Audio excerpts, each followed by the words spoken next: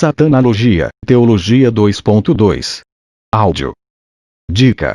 Primeiro ouça Angelologia, Teologia 2. Para entender melhor. Matéria. Satanologia. Completa. 6. Satanologia. Introdução. Em tempos remotos, houve rebelião entre os seres espirituais, nos lugares elevados. Jó 4. 18. Mateus 25, 41. Segundo Pedro 2, 4. O mais elevado dos anjos, querubim ungido, encabeçou essa rebelião. Por certo, há muitas ordens de seres angelicais, algumas dotadas de grande poder, e outras de poder inferior aos homens, algumas elementares, talvez similares aos animais irracionais, e outras com inteligência ainda inferior aos irracionais. O fato de sua queda. Tudo nos leva a crer que os anjos foram criados em estado de perfeição. Quando nos referimos ao relato da criação em Gênesis 1, lemos 7 vezes que o que Deus havia feito era bom. No último versículo desse capítulo, lemos: viu Deus tudo quanto fizera, e eis que era muito bom. Isso certamente inclui a perfeição dos anjos em santidade quando originalmente criados. Não poucos teólogos acham que Ezequiel 28, 15 se refere a Satanás. Assim sendo, então ele é definitivamente mostrado como tendo sido criado perfeito. Todavia, diversas passagens mostram alguns dos anjos como maus. Salmos 78, 49, Mateus 25, 41, Apocalipse 9, 11 e 12, 7 a 9, isto se deve ao fato de terem deixado seu próprio principado e habitação apropriada. Judas 6. E pecado. Segundo Pedro 2, 4.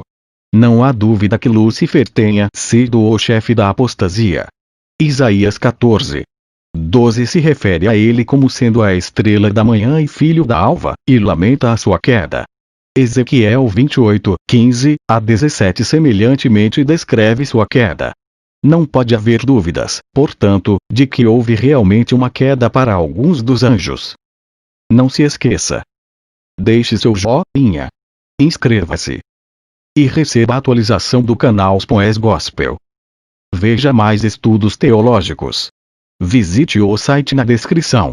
www.spoesgospel.com.br. A época da sua queda. A Escritura silencia quanto a este ponto, mas deixa claro que a queda dos anjos se deu antes da do homem, já que Satanás entrou no jardim sob a forma de serpente e induziu Eva a pecar. A causa de sua queda. Este é dos profundos mistérios da teologia. Mostramos acima que os anjos foram criados perfeitos. Isto significa que toda a afeição de seus corações era dirigida por Deus. A questão é, como pôde tal ser cair? Como pôde a primeira afeição menos santa brotar em tal coração, e como pôde a vontade receber o primeiro impulso para se afastar de Deus? Diversas soluções para o problema têm sido propostas. Vamos ver algumas delas. A primeira é a de que tudo que existe se deve a Deus. Os que creem nesta doutrina afirmam que, portanto, ele deve ser o autor do pecado também. Replicamos que se Deus for o autor do pecado e aí condenar a criatura por cometer pecado, então não temos um universo moral. A segunda é a crença de que o mal resulta da natureza do mundo. É assim que creem todos os sistemas pessimistas, do budismo até os nossos tempos. Arthur Schopenhauer, filósofo alemão, 1788-1860, afirmava que a existência do mundo era o maior de todos os males e a fonte de todos os outros males. Eduard von Hartmann, filósofo alemão, 1842-1905, chamou a criação de crime imperdoável. Mas as Escrituras declaram repetidamente que tudo que Deus fez é bom, e positivamente rejeitam a ideia de que a natureza é inerentemente má. Colossenses 2. 20 a 22. A terceira é a ideia de Georg W. Friedrich Hegel, filósofo alemão, 1770-1831, bem como da maioria dos evolucionistas, a saber, que o mal resulta da natureza da criatura. Eles afirmam que o pecado é um estágio necessário no desenvolvimento do espírito. É simplesmente um progresso de baixíssimas origens da existência, através do desenvolvimento evolucionário até os mais altos pontos. As escrituras desconhecem um tal desenvolvimento evolucionário e vê o universo e as criaturas como originalmente perfeitas. É bom lembrar que a criatura tinha originalmente o que os teólogos latinos chamavam de posse peccare ester posse non peccare, isto é, a capacidade de pecar e a capacidade de não pecar. Ela foi colocada na posição de poder fazer qualquer uma das duas coisas sem ser constrangida a fazer uma ou outra coisa. Em outras palavras, sua vontade era autônoma. A quarta ideia, apoiada em bases bíblicas, é de que a queda do querubim ungido resultou de sua própria escolha. Deus estabeleceu a sua soberana vontade para ser obedecida e apreciada por seus anjos. Entretanto, a vontade divina não seria obedecida por força, mas livremente. É por esse princípio bíblico que podemos entender a causa da queda. A escritura de Isaías 14 é tipológica. A profecia fala do rei Nabucodonosor, o rei ilustrado à semelhança de Tobal, rei de Tiro. O que precedeu a queda do querubim foi a sua ilusão e engano acerca do seu próprio poder nas hostes angelicais. Imaginando-se superior a todos os demais anjos criados, pretendeu tomar o lugar do Criador. 5 afirmativas descritas em Isaías 14:13 a 14 revelam as pretensões do querubim. A primeira afirmativa foi: eu subirei ao céu. Uma tentativa de estar acima de toda a criação e do próprio Deus. As expressões eu subirei ao céu e estavas no Éden, jardim de Deus, devem ser analisadas à luz de como caíste do céu, a fim de que o Éden, aqui em apreço, não seja confundido com o Éden terrestre. Naqueles primórdios o jardim do Éden fora preparado com tanto magnificência para o querubim, ou perfeito em formosura, que descarta a ideia de um Éden mineral. O Éden magnífico e riquíssimo do querubim existiu antes do Éden de Adão e Eva e com certeza, em outra dimensão e glória, tratava-se de um Éden metafísico, espiritual. A pomposa descrição de Ezequiel, embora nos mostre haver sido o Éden um reino mineral das pedras preciosas, isto se dará apenas a título de conotação, ao passo que, segundo Gênesis 2, 5 a 15, o Éden de Adão era de natureza vegetal e mineral. Aquele era espiritual, criado para um ser espiritual, e este material, físico, pois seria o habitat de nossos pais. Não confundamos, portanto, os Édens. A segunda, acima das estrelas de Deus, exaltarei o meu trono. Quando se refere às estrelas de Deus, ele estava falando dos demais anjos criados. A terceira, no monte da congregação me assentarei. O monte da congregação refere-se ao lugar do trono de Deus, onde ele queria sentar-se. A quarta, subirei acima das mais altas nuvens. Mais uma vez, ele revela sua intenção presunçosa de superioridade. A quinta, serei semelhante ao Altíssimo. Aqui estava a mais grave das pretensões de Lúcifer. Ele queria colocar-se em posição unilateral em relação ao Criador. Devemos, portanto, concluir que a queda dos anjos se deu devido à sua revolta autodeterminada contra Deus, foi sua escolha, de si próprio e seus interesses em lugar de escolherem Deus, e seus interesses. Se indagarmos que motivo em particular pode ter estado por trás dessa rebelião, parecemos obter diversas respostas das Escrituras. Grande prosperidade e beleza parecem ser apontadas como possíveis causas. O rei de Tiro simboliza Satanás em Ezequiel 28, 11 a 19, e disse que ele caiu devido a essas coisas. 1 Timóteo 3, 6.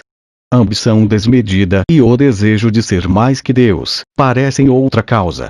O rei da Babilônia é acusado de ter essa ambição, e ele também simboliza Satanás.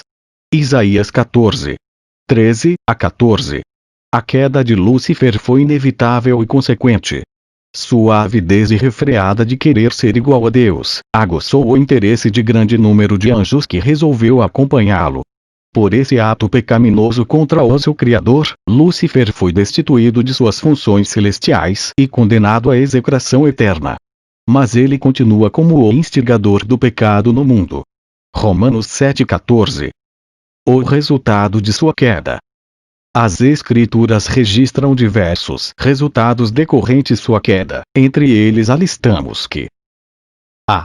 Todos eles perderam sua santidade original e se tornaram corruptos em natureza e conduta. Mateus 10:1, Efésios 6, 11 a 12, Apocalipse 12, 9. B. Alguns deles foram lançados no inferno Tártaro, e estão acorrentados até o dia do julgamento. Segundo Pedro 2, 4. C. Outros permaneceram em liberdade e trabalham em definida oposição à obra dos anjos bons. Apocalipse 12, 7 a 9. Daniel 10, 12 a 13, 20 e 21. Judas 9. D. Pode também ter havido um efeito sobre a criação original em Gênesis 1. E. Eles serão, em um dia futuro, atirados para a terra. Apocalipse 12, 8 a 9. E, após seu julgamento. 1 Coríntios 6, 3, no lago de fogo. Mateus 25, 41. 2 Pedro 2, 4. Judas 6. Outro sim, discordamos da ideia de que a redenção de Cristo tenha incluído os anjos caídos, como querem alguns teólogos. O estado de condenação dos anjos caídos é irreversível, assim como é imutável a situação daqueles que partiram para a eternidade sem Cristo. Apocalipse 20, 10. E o diabo, que os enganava, foi lançado no lago de fogo e enxofre, onde está a besta e o falso profeta, e de dia e de noite serão atormentados para todo o sempre. O poder de Satanás acabará então, pois Deus o lançará no lago de fogo para todo o sempre. Isaías 14, 9 a 17. Ali, ele não reinará, sendo sempre atormentado, dia e noite, eternamente.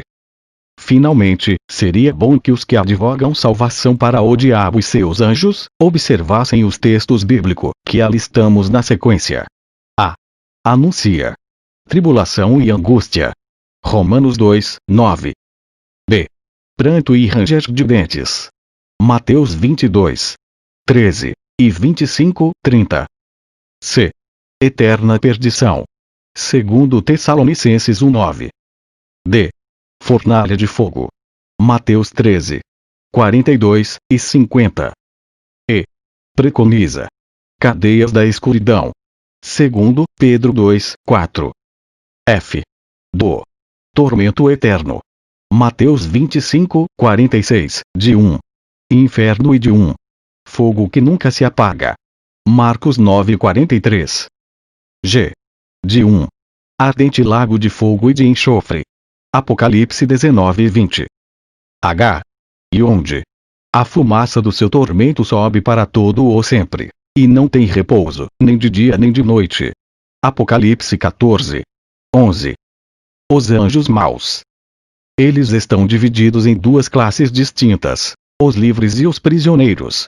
Aqueles que estão livres andam pelas regiões celestiais sob o governo de seu príncipe e líder, Satanás, que é o único que recebe menção específica na Bíblia. Mateus 12, 24, Mateus 25, 41. Esses espíritos malignos em liberdade, sob o comando de Satanás, de quem são emissários e súditos. Mateus 12, 26, são tão numerosos que estão em todo o lugar. Os anjos caídos que estão presos são aqueles que abandonaram sua própria habitação, e tornaram-se tão depravados ou maus, que Deus os encerrou no abismo. Tártaro, Judas versículo 6, Apocalipse 9, 1 ao 2 e 11. Os anjos que são mantidos aprisionados. Tanto o apóstolo Pedro como Judas, irmão de Tiago. Segundo Pedro 2, 4, Judas versículo 6. Concordam ao se referirem aos mesmos anjos. Pedro diz que eles pecaram e que Deus os precipitou no Tártaro, entregando-os ao abismo de trevas e reservando-os para juízo. Judas apresenta seu pecado como sendo o de haverem abandonado seu próprio principado e domicílio. Pode ser que Judas estivesse pensando na passagem de Deuteronômio 32, 8 da Septuaginta. Lá afirma que Deus dividiu as nações de acordo com o número dos anjos de Deus.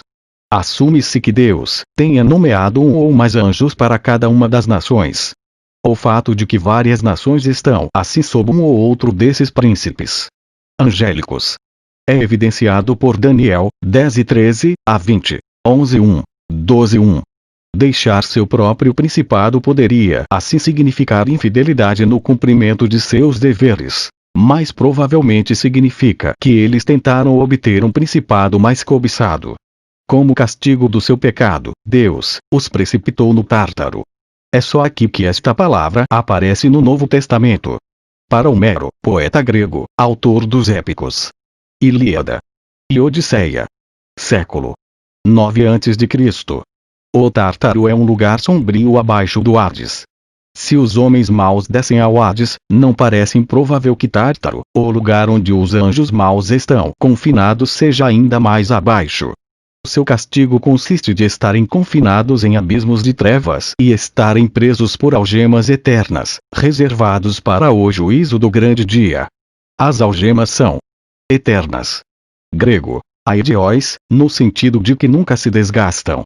Serão usadas, entretanto, apenas até o dia do juízo, ocasião em que serão lançados no lago do fogo. Os anjos maus que estão em liberdade. Estes são normalmente mencionados em conexão com Satanás, seu líder. Mateus 25:41, Apocalipse 12:7 a 9. Mas, Salmos 78:49, Romanos 8:38, 1 Coríntios 6:3, Apocalipse 9:14. Referem-se a ele separadamente. Estão, é claro, incluído em todo o principado e potestade, e poder, e domínio. Efésios 1:21, e são mencionados especificamente em Efésios 6:12 e Colossenses 2:15. Sua principal ocupação é a de apoiar seu líder Satanás na luta dele contra os anjos bons e o povo e a causa de Deus. Satanás. Satanás. No grego, Satã, que significa adversário, foi antes um elevado anjo, criado perfeito e bom. Foi designado como ministro junto ao trono de Deus, porém num certo tempo, antes de o mundo existir, rebelou-se e tornou-se o principal adversário de Deus, e dos homens. Ezequiel 28:12 a 15. Satanás, na sua rebelião contra Deus, arrastou consigo uma grande multidão de anjos inferiores. Apocalipse 12:4. Satanás e muitos desses anjos inferiores decaídos foram banidos para a terra e sua atmosfera circundante, onde operam limitados segundo a vontade permissiva de Deus.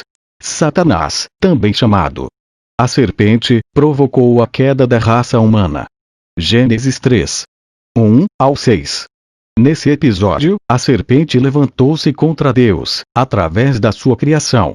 Declarou que aquilo que Deus dissera a Adão não era a verdade. Por fim, ela foi a causa de Deus amaldiçoar a criação, inclusive a raça humana que ele fizera à sua imagem. A serpente é posteriormente identificada com Satanás ou o diabo. Apocalipse 12:9 e 20. Versículo 2. Certamente Satanás controlou a serpente e usou-a como instrumento para efetuar a tentação. Segundo Coríntios 11:3 e 14. Todo o mundo está no maligno. Nunca compreenderemos adequadamente o Novo Testamento a não ser que reconheçamos o fato subjacente nele de que Satanás é o Deus deste mundo. Ele é o maligno, e o seu poder controla o presente século mau. Lucas 13:16, 2 Coríntios 4:4, Gálatas 1:4, Efésios 6:12.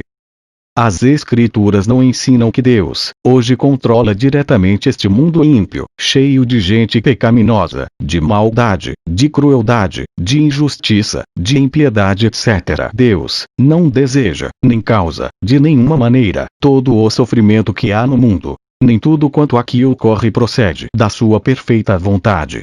A Bíblia indica que atualmente o mundo não está sob o domínio de Deus, mas em rebelião contra seu governo e sob o domínio de Satanás. Por causa dessa condição, Cristo veio a morrer. João 13:16, e reconciliar o mundo com Deus. 2 Coríntios 5:18 a 19. Nunca devemos afirmar que Deus está no controle de tudo, a fim de esquivar-nos da responsabilidade de lutar seriamente contra o pecado, a iniquidade ou a mornidão espiritual. Há, no entanto, um sentido em que Deus está no controle do mundo ímpio. Deus é soberano e, portanto, todas as coisas acontecem de acordo com sua vontade permissiva e controle ou, às vezes, através da sua ação direta, de conformidade com o seu propósito e sabedoria. Mesmo assim, na presente era da história, Deus tem limitado seu supremo poder e domínio sobre o mundo. Esta limitação é apenas temporária, porque no tempo determinado pela sua sabedoria, ele destruirá toda a iniquidade ou o próprio Satanás. Apocalipse 19:20. Somente então é que os reinos do mundo vieram a ser de nosso Senhor e do seu Cristo, e ele reinará para todo o sempre. Apocalipse 11:15.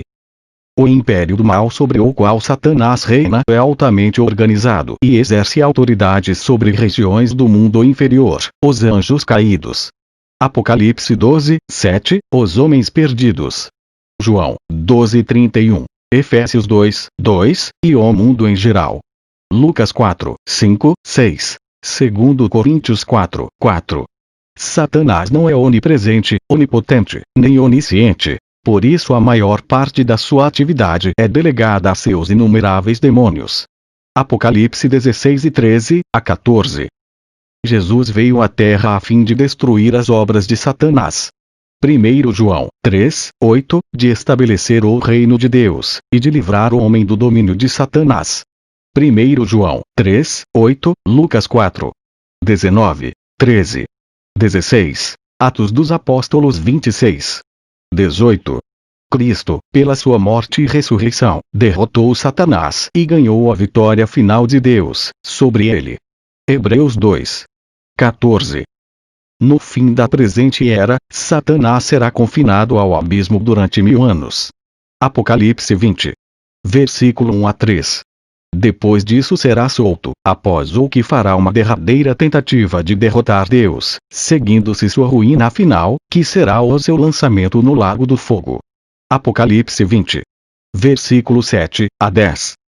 Satanás atualmente guerreia contra Deus e seu povo. Efésios 6:11 a 18, procurando desviar os fiéis da sua lealdade a Cristo.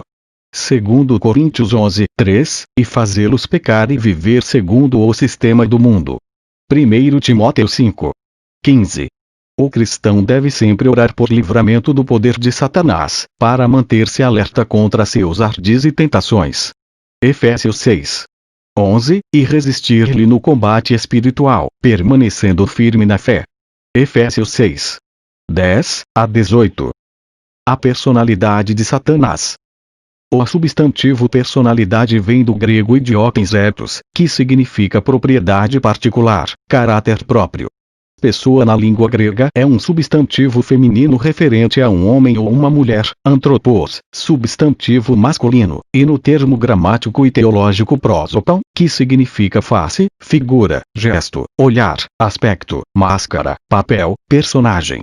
Personalidade significa forma de vida caracterizada por uma existência autoconsciente que possui intelecto, emoções e vontade. E, portanto, o caráter essencial e exclusivo de uma pessoa, aquilo que a distingue de outra. Na psicologia é a individualidade consciente. O exposto supra justifica-se pelo fato de que atualmente existe uma forte tendência, entre os professores modernistas, em eliminar a personalidade de Satanás. Falam a respeito do que era antigamente chamado de diabo como sendo simplesmente o mal. As escrituras exprimem com frequência relativamente à personalidade de Satanás. Assim sendo, pronomes pessoais são usados para se referir a ele. Jó 1:8 e 12, 2:2 a 3 e 6, Zacarias 3:2, Mateus 4:10, João 8:44. Atributos pessoais lhe são consignados. Isaías 14:13 a 14. Vontade, Jó 1:9 a 10, conhecimento, e atos pessoais são desempenhados por ele. Jó 1:9 a 11, Mateus 4:1 a 11, Apocalipse 12:7 a 10. Consequentemente, é bom que saibamos que Satanás não é um símbolo mitológico do mal. É um ser vivo, real, inteligente. Não podemos esquecer que seu nome verdadeiro é Lúcifer. Hebraico. Ekb, portador de luz. Ele foi dotado de livre-arbítrio, perfeito quanto às suas ações. Toda a sua personalidade e caráter eram perfeitos, como a luz é perfeita na sua própria essência. Ele não é a luz, Deus é luz, mas na permissão divina ele refletia, ele estava sempre participando da glória e da luz divina. O estado original de Satanás. No livro do profeta Ezequiel 28:1-2. Um governador é apresentado como o príncipe de Tiro. Ele é descrito como um homem que se tornou tão frívolo quanto as suas riquezas e inteligência, a ponto de reivindicar ser igual a Deus. Veio a mim a palavra do Senhor, dizendo: Filho do homem, levanta lamentações contra o rei de Tiro, e diz-lhe: Assim diz o Senhor Deus. Tu és o sinete da perfeição, cheio de sabedoria e formosura. Estavas no Éden, jardim de Deus, de todas as pedras preciosas te cobrias. O sárdio, o topázio, o diamante, o berilo, o ônix, o jaspe, a safira, o carbúnculo e a esmeralda. De ouro se te fizeram os engastes e os ornamentos. No dia em que foste criado foram eles preparados. Tu eras querubim da guarda, ungido, e te estabeleci. Permanecias no monte santo de Deus, no brilho das pedras andavas. Perfeito eras nos teus caminhos, desde o dia em que foste criado, até que se achou iniquidade em ti. Ezequiel 28:11-15. No texto supra encontramos Deus, lamentando por essa pessoa. Ele, sinete da perfeição, cheio de sabedoria e formosura, querubim da guarda, ungido etc. Era, por conseguinte, o mais perfeito, o mais belo, e mais sábio de toda a criação de Deus. Estaremos em condições de entender quão perfeito é o perfeito. Ele é chamado de querubim da guarda, ungido. Querubim é um ser angélico de elevada categoria associado com a presença santa de Deus, e sua glória. Ele é chamado o ungido, o que indica favor supremo de Deus. Ungido é a mesma palavra que se usa falando do Messias, rei ungido de Deus. Esta pessoa era o governador e líder dos seres angélicos e evidentemente os guiava em seu louvor a Deus, e júbilo.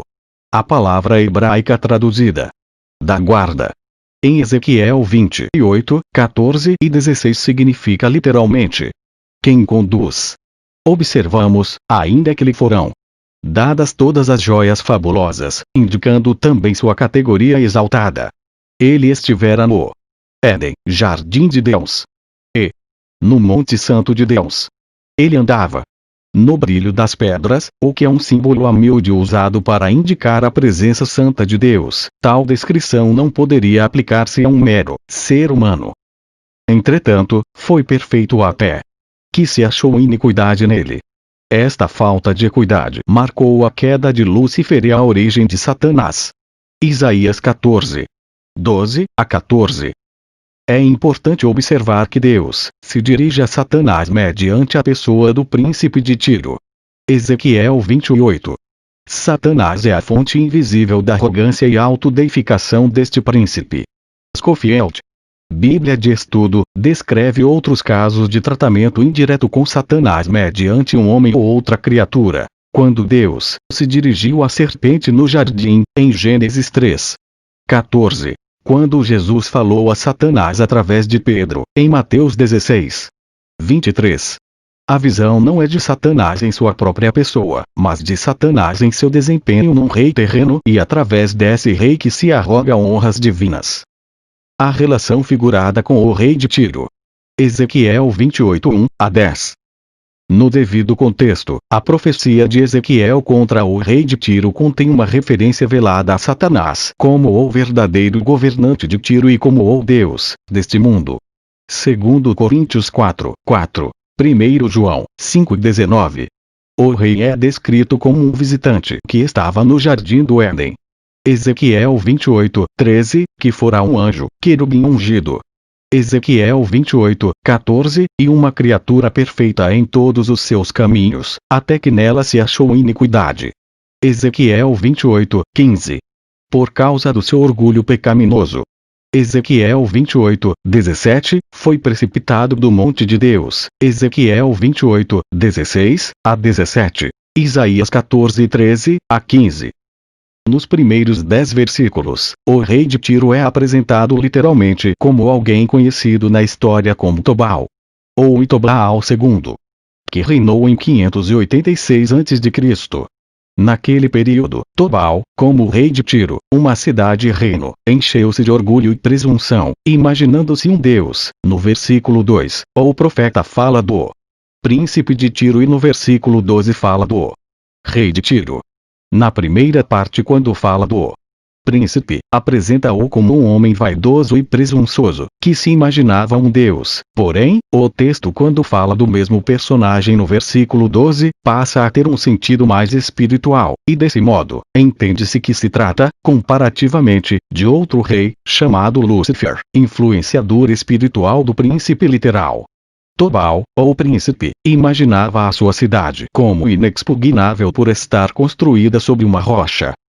O pecado maior do rei de Tiro era o orgulho, que o levou a exaltar-se qual divindade. Por isso, ele sofreria o julgamento divino e desceria a cova como todos os mortais. Ezequiel 28, 8. Muitos hoje, especialmente os que foram enganados pelos ensinos da nova era, creem que realmente são deuses, ou que estão se tornando deuses. Esses enganadores e suas vítimas, caso não se convertam a Deus, receberão a mesma condenação do rei de Tiro. O texto. Ezequiel 28, 12 a 16. Indica que Lúcifer era possuidor de elevada distinção e detentor de honrosos títulos e posições, conforme destacaremos a seguir. A. O aferidor da medida. Versículo 12. A palavra selo, aferidor, é uma tradução fiel do original hebraico, porque significa que ele era a imagem perfeita da criação divina e uma imagem refletida em si mesmo que lhe conferia o privilégio de ser a mais bela e inteligente criatura de Deus. Versículo 12. Nele se encontrava a medida perfeita da criação daquilo que Deus queria. B. Estavas no Éden, jardim de Deus. Versículo 13. A menção sobre pedras preciosas existentes no jardim do Éden tem um sentido figurado para ilustrar os privilégios dessa criatura chamada Lúcifer, personificada no texto como o rei de Tiro. O ornamento de pedras preciosas desse personagem indica a grandeza e a beleza de sua aparência. Era um tipo da glória tipificada e representada por Lúcifer antes da queda. C. No dia em que foste criado. Versículo 13. É importante essa expressão porque declara que Lúcifer é um ser criado por Deus, como criatura de Deus, não lhe dava o direito de imaginar-se tão superior a ponto de querer ser igual a Deus. D. Querubim ungido para proteger. Versículo 14. Na descrição profética de Ezequiel, Lúcifer pertencia à mais alta classe de seres angélicos. Sua relação com Deus manifestava-se em sua função específica de proteger o trono de Deus. Esse ministério de proteção dos querubins tem a ver com a incumbência de preservar toda a criação divina. Gênesis 3, 24, Êxodo 25, 17 a 20, Salmos 81. E. Perfeito eras nos teus caminhos. Versículo 15. A frase tem na conjugação verbal do verbo ser no passado. Eras, a história antiga de Lúcifer, como alguém que escondia em seu interior a iniquidade da vaidade e do orgulho. Item 6, 6. Nomes que designam Satanás. Satanás é um ser inteligente, hostil e traiçoeiro. A Bíblia inteira o apresenta resistindo a Deus, e perturbando a paz das nações com guerra, destruição e misérias.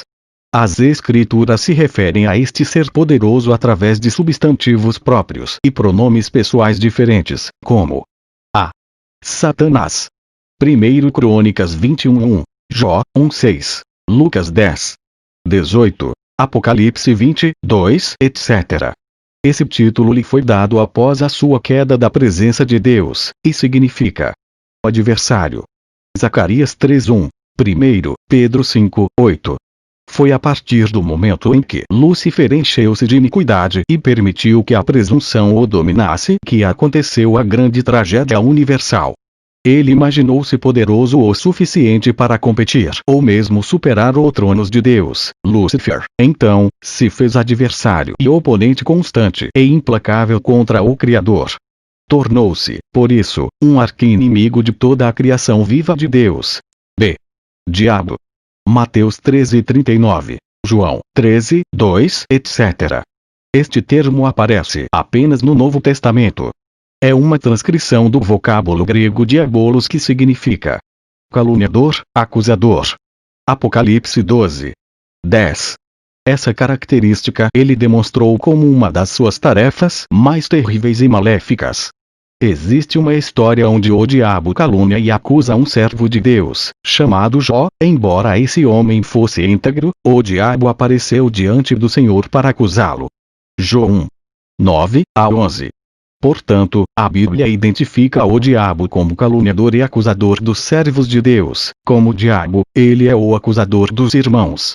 Apocalipse 12:10. Ele fala mal de Deus para o homem. Gênesis 3:1-7, e do homem para Deus. Apocalipse 12:10. Como pai da mentira, ele tenta acusar os servos do Senhor, como se Deus não pudesse perceber as suas mentiras. João 8:44. Mas a Bíblia declara que temos um advogado para com o Pai, Jesus Cristo, o justo. 1 João 2:1. C. Dragão. Isaías 51:9, Apocalipse 12:3-7, etc. A palavra dragão também parece significar literalmente serpente ou monstro marinho. O dragão é considerado como a personalidade de Satanás, como o é de Faraó em Ezequiel 29:3 e 32:2. O dragão é um animal marinho e pode apropriadamente representar a atividade de Satanás nos mares do mundo. D. Antiga serpente. Gênesis 3:1, Isaías 27:1, etc. Este termo indica sua desonestidade. Jó 26:13 e falsidade. 2 Coríntios 11:3. E. Beelzebul. Mateus 10:25-12. 24 e 27, ou mais corretamente, Beelzebul, de acordo com a palavra grega. Não se conhece o significado exato do termo. Em sírio, significa Senhor do esterco. É também sugerido que o termo significa Senhor da casa. Esse título tinha uma relação com Deus pagão de Ecrón, por nome Baal-zebub ou Baal-zebul. No texto grego do Novo Testamento, esse nome aparece como Beelzebul, cuja atribuição dada pelos judeus do tempo de Cristo era o de príncipe dos demônios. Mateus 10:25, Marcos 3:22. Como os judeus usavam esse nome com um tom de escárnio, porque o mesmo referia-se a um ídolo pagão, Jesus, sem reserva nem qualquer pudor, identificou Beelzebul como Satanás. Lucas 11:18-19, Marcos 3:24-27. F.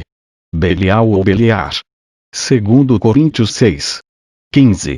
Este termo é usado no Velho Testamento no sentido de indignidade. 2 Samuel 23:6. Assim, lemos a respeito dos filhos de Belial. Juízes 20:13, os homens de Belial. 1 Samuel 30:22, e dos homens depravados. G. Lúcifer.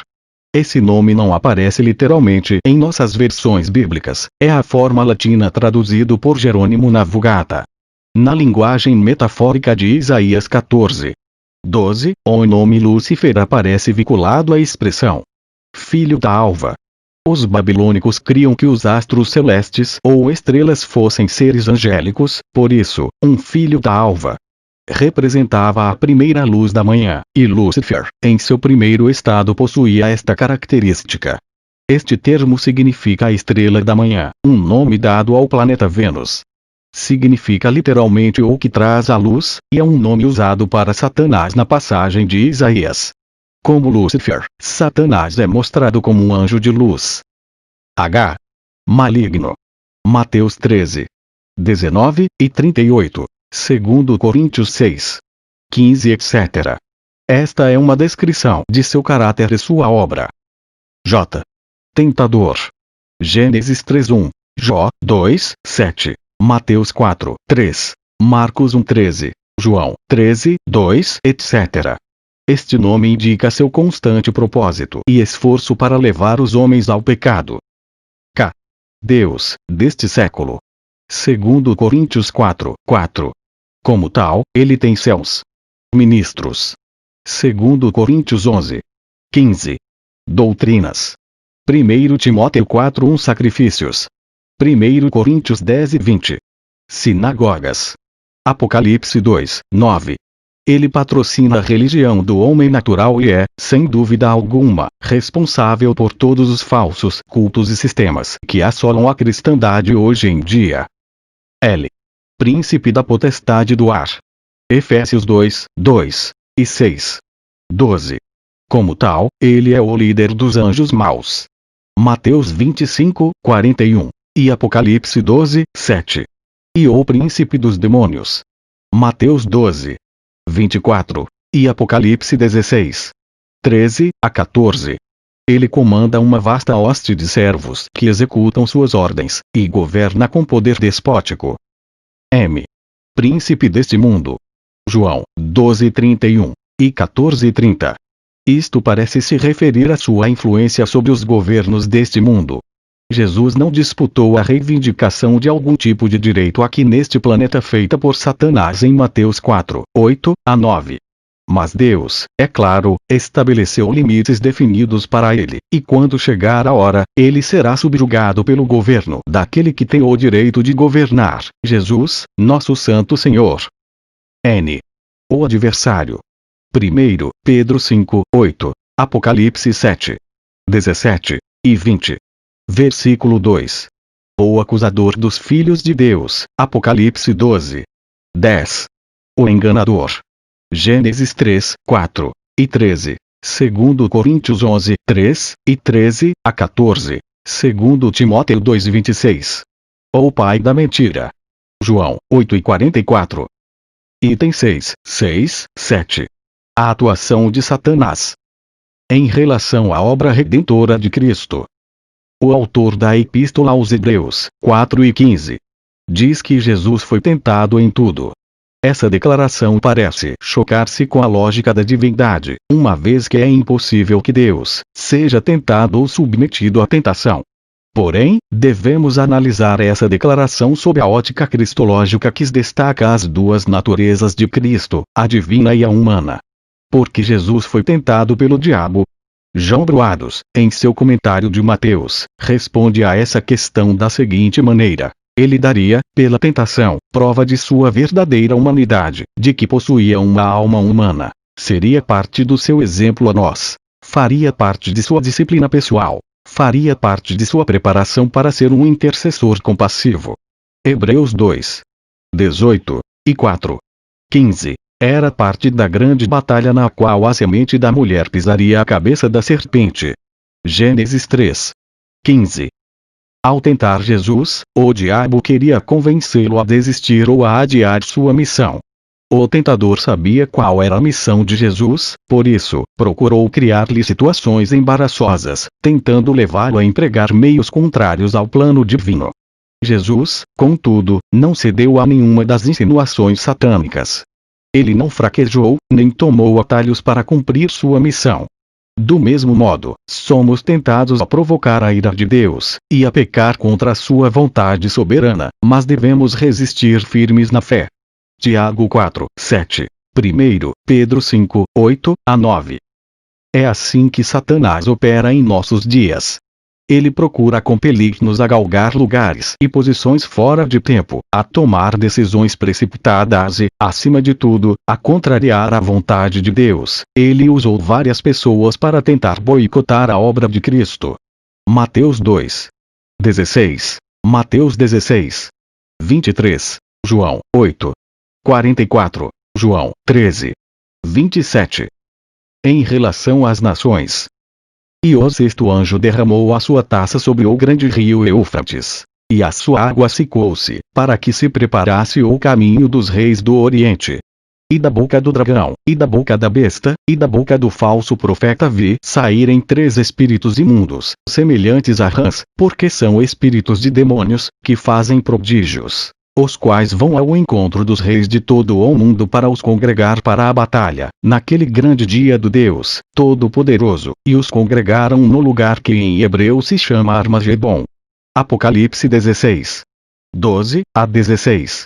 Esta será a penúltima rebelião de Satanás contra Deus. Trata-se das nações do Oriente que, impulsionadas por forças satânicas, participarão de um grande conflito, a saber, a Guerra do Armagedon.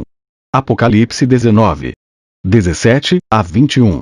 O 6º anjo prepara o caminho para a guerra final da presente era, secando o rio Eufrates para deixar os exércitos do Oriente aproximarem-se de Israel. Isaías 11. 15.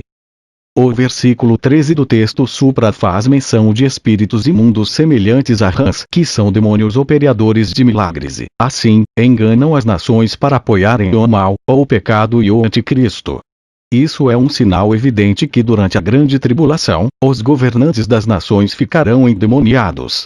É dessa forma que, enganados por Satanás através de seus milagres, urdirão um plano louco que lançará o mundo inteiro num grande holocausto que dar-se-á no local chamado Armagedon.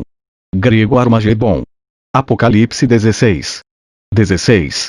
Esta região está localizada no centro-norte da Palestina e significa Vale do Megido, que será o ponto central da batalha, naquele grande dia do Deus Todo-Poderoso. Apocalipse 16.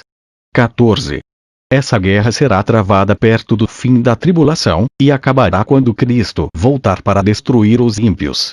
Apocalipse 14. 19, para libertar o seu povo e para inaugurar seu reino messiânico. Note os seguintes fatos no tocante a esse evento. Os profetas do Antigo Testamento profetizaram o evento. Deuteronômio 32, 43. Jeremias 25, 31. Joel 3, 2 e 9 a 17. Sonfonias 3, 8. Zacarias 14, 2 a 5. Satanás e os seus demônios reunirão muitas nações sob a direção do Anticristo a fim de guerrearem contra Deus, contra seus exércitos, contra seu povo e para destruir Jerusalém. Apocalipse 16, 13, 14, 16. 17 e 14. 19.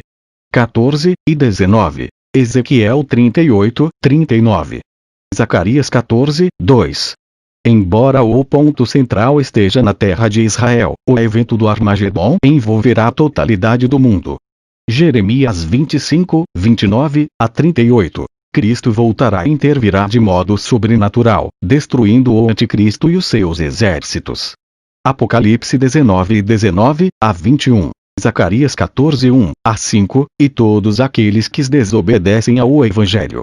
Salmos 110, 5. Isaías 66, 15 a 16. Segundo Tessalonicenses 1. 7 a 10. Deus também enviará destruição e terremotos sobre o mundo inteiro nesse período. Apocalipse 16. 18 a 19. Jeremias 25. 29 a 33. Após a batalha do Armagedon, Satanás será preso por um período de 1000 anos, contudo, depois desse tempo será solto, onde por fim reunirá uma multidão incontável de pessoas. Apocalipse 20. Versículo 9, e as comandará para a última batalha na tentativa insana de derrotar a Deus, e vi descer do céu um anjo que tinha a chave do abismo e uma grande cadeia na sua mão.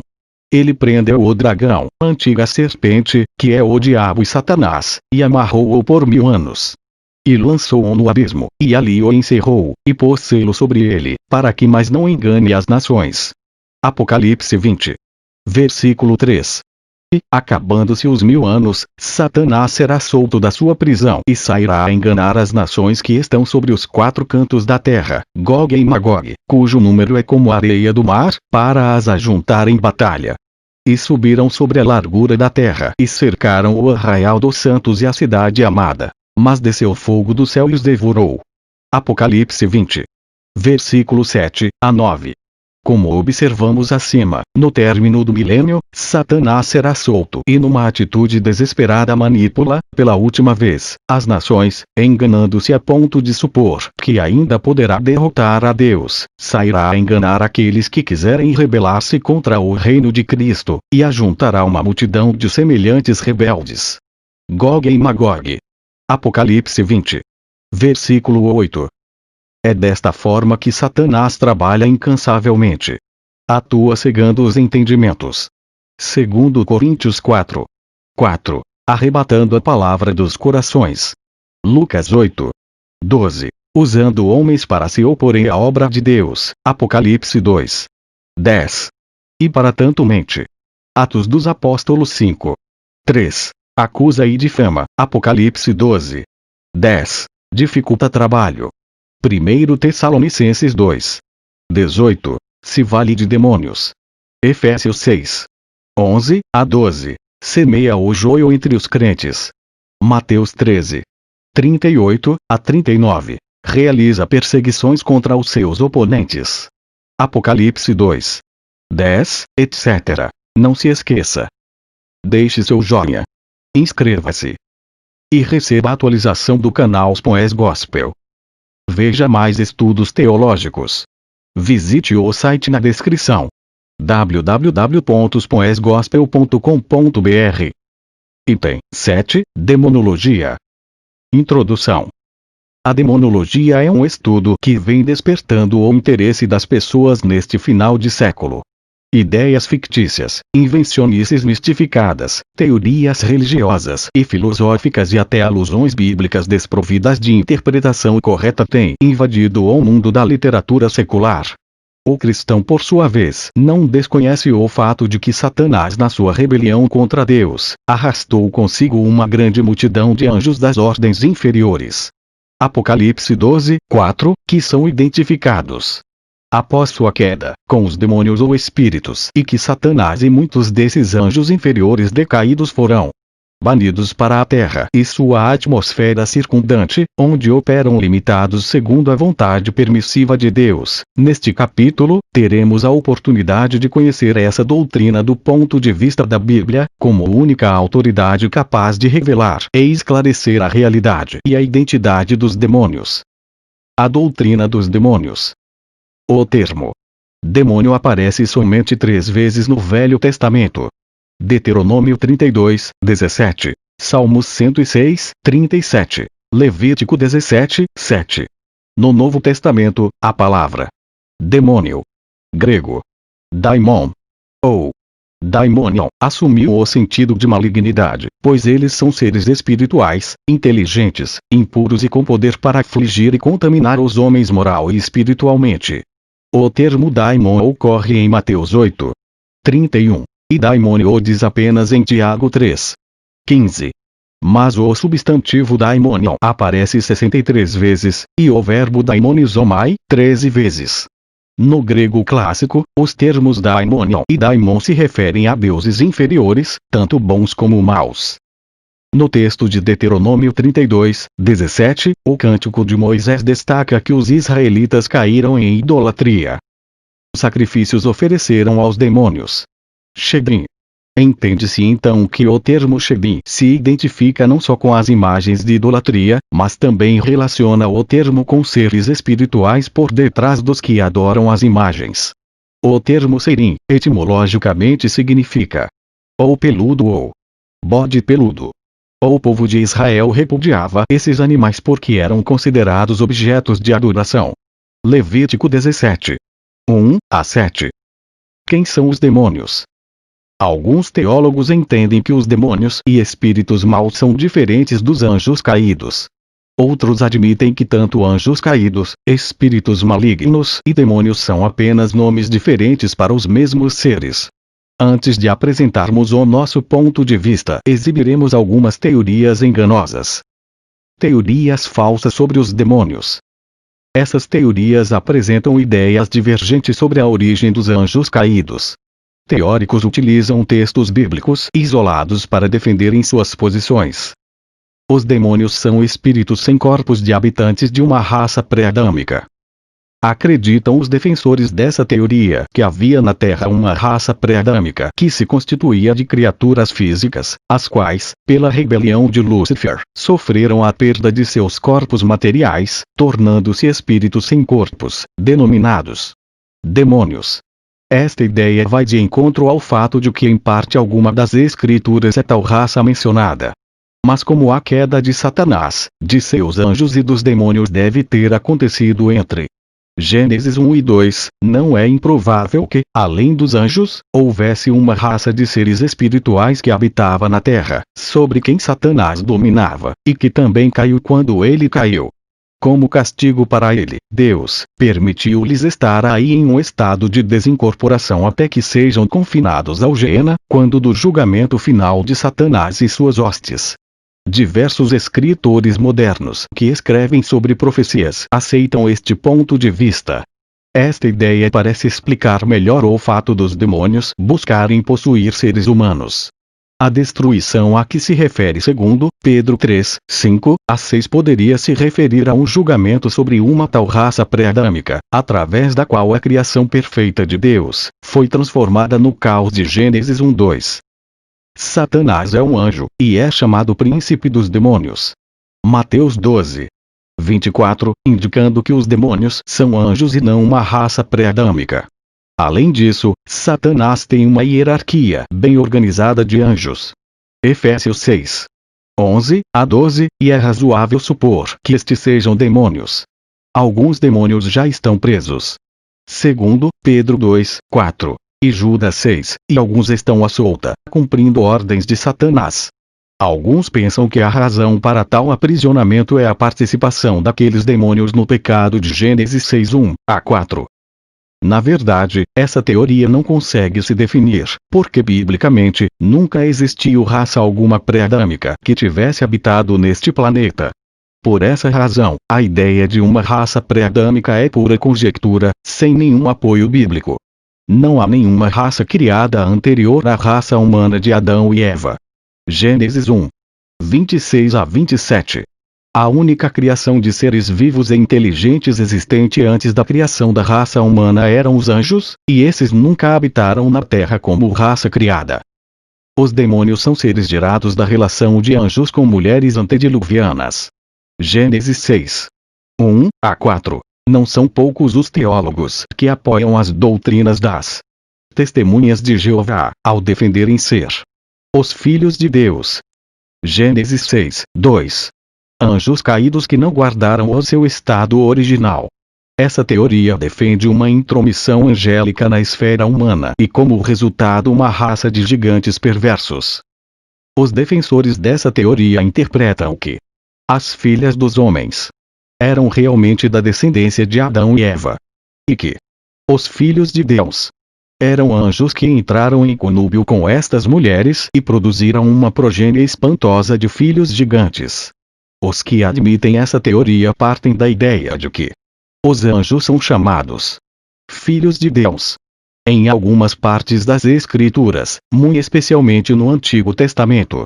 É fato que em algumas Escrituras encontramos a expressão filhos de Deus, para referir-se aos anjos, mas não podemos omitir outro fato de que a mesma expressão filhos de Deus também se encontra em outras escrituras referindo-se a homens. Isto só é possível perceber à luz do contexto de cada escritura. Forçar uma interpretação contrariando o contexto, tanto o imediato como o remoto, significa ferir a revelação divina de cada escritura. O argumento aceitável, racional e bíblico, é que esses filhos de Deus eram oriundos da linhagem piedosa de Sétias. Filhas dos homens eram da linhagem pecaminosa de Caim. O ensino bíblico e canônico é que os anjos são seres assexuados. Eles não possuem descendência, nem ascendência ou família. Foram apenas criados e, tantos quantos foram criados no princípio da criação, são tantos quantos existem. Os demônios são simples nomes dados a certas enfermidades. Com o aparecimento das ideias dos atuais grupos da confissão positiva e da teologia da prosperidade nos meios pentecostais, essa teoria tem se espalhado como se fosse planta daninha entre o povo de Deus. Creem e ensinam que as doenças, de um modo geral, são espíritos maus ou demônios que precisam ser expelidos. Essa teoria atribui certas desordens naturais à atividade dos maus espíritos. Ao nomear as doenças como espíritos maus ou demônios, mesmo aquelas doenças de causas naturais, estão tratando os espíritos ou demônios como se eles não tivessem existência real. Devemos ter cuidado em separar as causas dos seus efeitos. Nem todas as enfermidades são causadas por demônios, e nem todas podem ser atribuídas aos demônios. Há doenças de causas naturais como consequência da herança pecaminosa que todo ser humano herda, e há doenças causadas por demônios. Não podemos tratar as doenças como demônios, pois dessa forma todo crente, quando fica enfermo, estaria endemoniado, o que é um absurdo. Não podemos, também, tratar os demônios como se não tivessem existência real. Os demônios não são coisas, nem meras ideias, nem doenças. Eles são seres pessoais e espirituais que podem causar grandes danos às pessoas. Lucas conta que uma certa mulher esteve presa por um espírito de enfermidade por 18 anos e Jesus a libertou daquele jugo. O texto bíblico diz literalmente que aquela mulher estava possessa de um espírito de enfermidade. Lucas 13:11, isto é, entende-se que um espírito maligno aprisionava aquela mulher com uma enfermidade, mas esta não era um espírito ou demônio. Aquele espírito provocou naquela mulher a enfermidade que a fizera sofrer por longo tempo. Os demônios são os espíritos de homens malvados que já estão mortos. Outra tremenda aberração. Não há nenhum apoio bíblico para esta ideia. Essa teoria foi se desenvolvendo através dos séculos e, em pleno final do século XX, torna-se generalizada. Porém, a Bíblia refuta veementemente esse falso conceito. Os demônios são apenas anjos caídos e são eles que promovem todo o engano e confusão na mente humana. Os mortos continuam mortos e seus espíritos não andam vagando por aí a perturbar a paz das pessoas. O que a Bíblia afirma ser os demônios. O Novo Testamento menciona muitas vezes pessoas sofrendo de opressão ou influência maligna de Satanás, devido a um espírito maligno que neles habita. Menciona também o conflito de Jesus com os demônios. O Evangelho segundo Marcos, por exemplo, descreve muitos desses casos. Marcos 1. 23 a 27, 32, 34, 39. Marcos 3. 10 a 12 e 15. Marcos 5. 1 a 20. Marcos 6. 7 e 13. Marcos 7. 25 a 30. Marcos 9. 17 a 29. Marcos 16. 17. Os demônios são seres espirituais com personalidade e inteligência. Como súditos de Satanás, inimigos de Deus e dos seres humanos. Mateus 12. 43 a 45, são malignos, destrutivos e estão sob a autoridade de Satanás. Mateus 4. 10 nota. Os demônios são a força motriz que está por trás da idolatria, de modo que adorar falsos deuses é praticamente o mesmo que adorar demônios. 1 Coríntios 10. 20. O Novo Testamento mostra que o mundo está alienado de Deus, e controlado por Satanás. João 12. 31. 2 Coríntios 4. 4. Efésios 6. 10 a 12.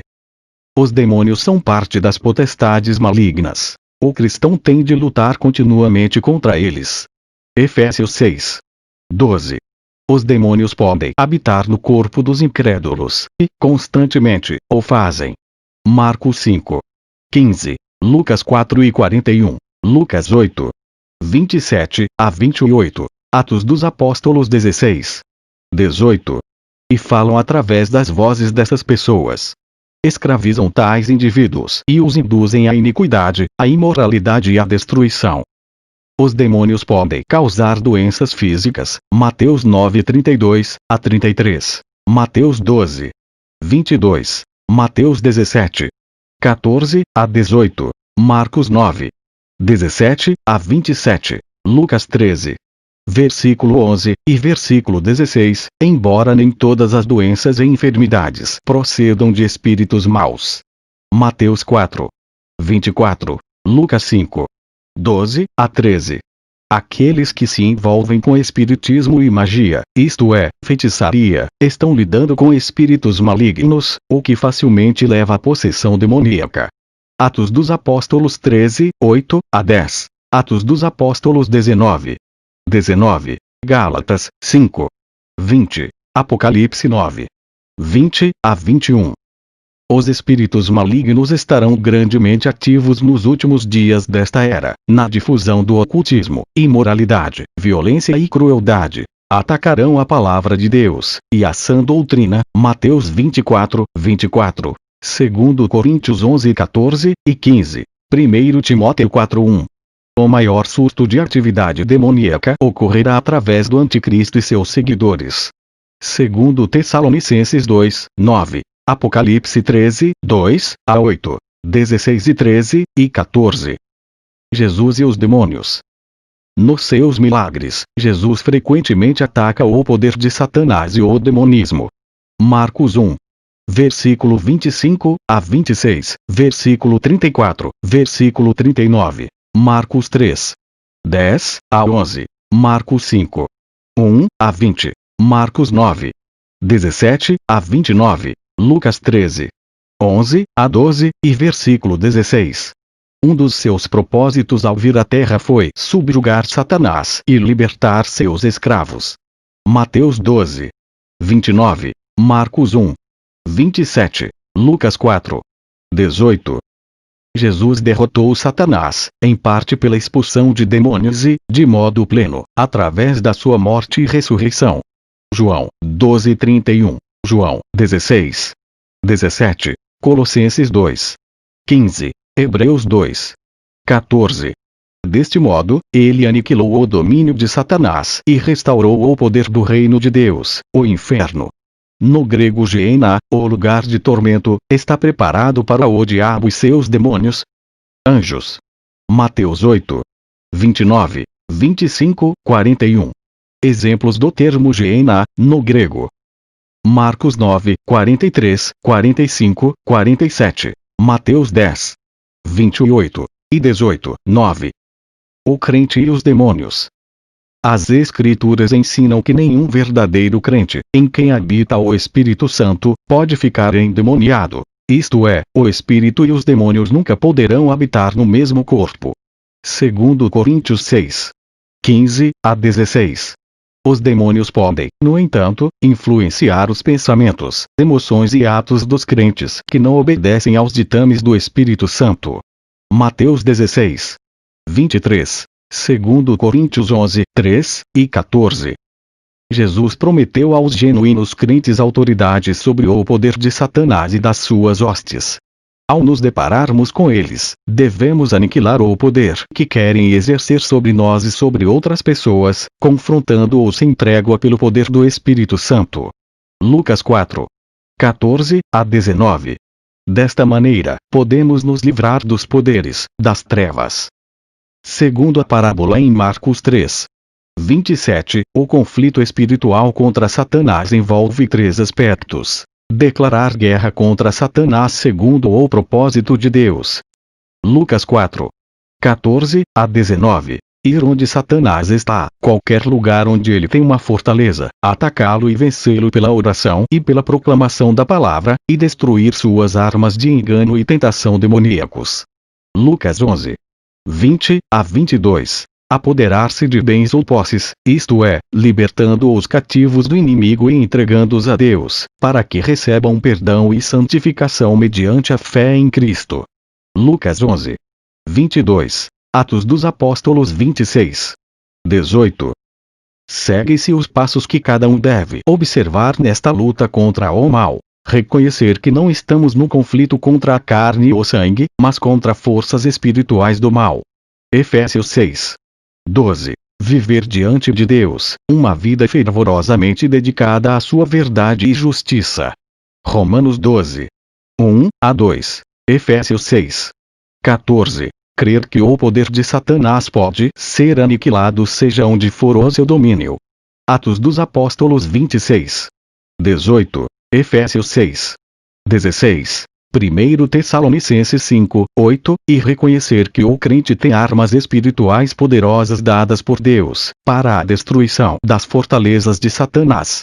2 Coríntios 10, 3 a 5. Proclamar o Evangelho do Reino, na plenitude do Espírito Santo. Mateus 4. 23. Lucas 1. 15 a 17. Atos dos Apóstolos 1.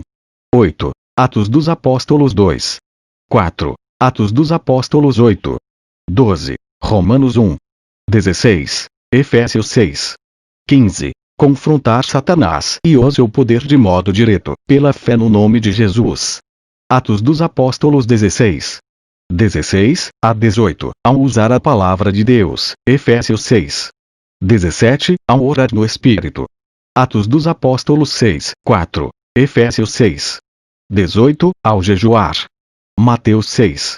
16. Marcos 9. 29. E ao expulsar demônios.